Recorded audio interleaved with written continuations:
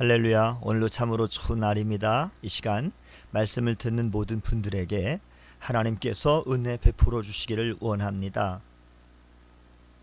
예수님의 일행이 여리고에 머무셨는데요. 여리고는 예루살렘에서 북동쪽 27km 떨어진 요단 계곡에 위치한 성읍으로 종려의 성읍이라고도 불렀습니다. 여호수아가 매일 성을 한 바퀴씩 돌고 일곱째 날에 7바퀴 돌면서 점령한 가나안의 첫 성이기도 합니다. 이곳에는 선지학교가 있어서 엘리야와 엘리사가 방문했고, 엘리사는 이곳에 쓴 물을 단물로 만드는 기적을 행하기도 했습니다. 여리고로 예수님께서 나가실 때에 디메오의 아들이었던 바디메오를 만나셨는데요. 바디메오는 여리고에서 구걸로 연명했던 맹인이었습니다. 앞을 보지 못하기에 그가 매일 구걸하지 않고서는 도저히 살아갈 수 없는 사람이었습니다. 바디메오는 사람들이 예수님께 환호하는 소리를 듣고 예수님이 여리고에 오신 것을 알게 되었습니다. 이미 예수님에 대한 소문을 들어서 예수님의 능력을 알고 있었던 이 바디메오는 예수님이 무리와 함께 지나가실 때를 기다렸다가 크게 소리를 질렀습니다. 다윗의 자손 예수여, 나를 불쌍히 여기소서.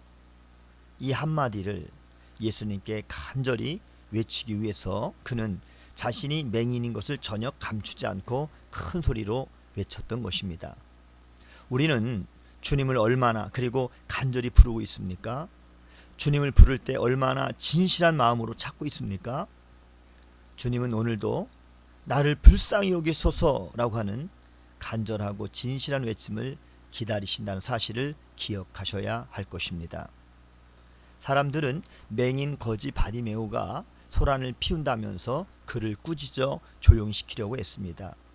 하지만 예수님만이 유일한 소망이요 구원의 기름을 굳게 믿고 있었던 이 바디메오를 막을 수가 없었습니다.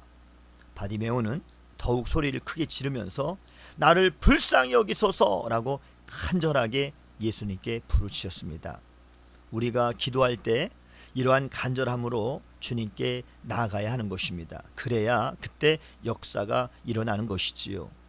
바디메오의 이 외침을 들으신 예수님께서 서서 그를 부르라고 말씀하셨습니다. 제자들이 그에게 너를 부르신다라고 그렇게 이야기하자 맹인은 겉옷을 던져버리고 벌떡 일어나 예수님께 나왔습니다. 바디메오의 이 간절함은 지나가시는 예수님의 발걸음을 멈추었고 예수님께서 바디메오에게 물으셨습니다. 너에게 무엇을 하여 주기를 원하느냐? 바디메오가 대답하였습니다. 보기를 원합니다. 만일 바디메오가 평소에 간절히 구한 경험이 없다면 정작 그의 소원을 예수님에게 말하지 못했을 것입니다. 여러분에게 있어서 가장 갈급한 것은 무엇입니까? 무엇을 위해 살아가고 있나요? 주님께 무엇을 지금 구하고 계십니까? 주님은 우리의 모든 필요를 이미 다 아시지만 우리가 간절함으로 구할 때 주님과의 인격적으로 교제를 깊이 나눌 수가 있는 것입니다. 보기를 원한다라고 대답했더니 바디메오에게 예수님이 이렇게 말씀하셨습니다.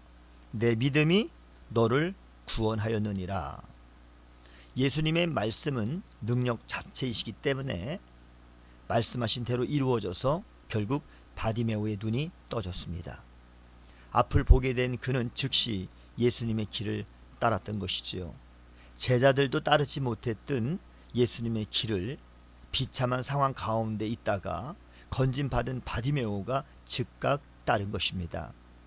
예수님께서 하신 말씀처럼 먼저 된 자로서 나중되고 나중된 자로서 먼저됨이 이루어진 것입니다. 오늘도 복된 날 주님과 동행함으로 승리하시는 사랑하는 귀한 여러분들 모두 다 되시기를 주님의 이름으로 축복합니다. 샬롬.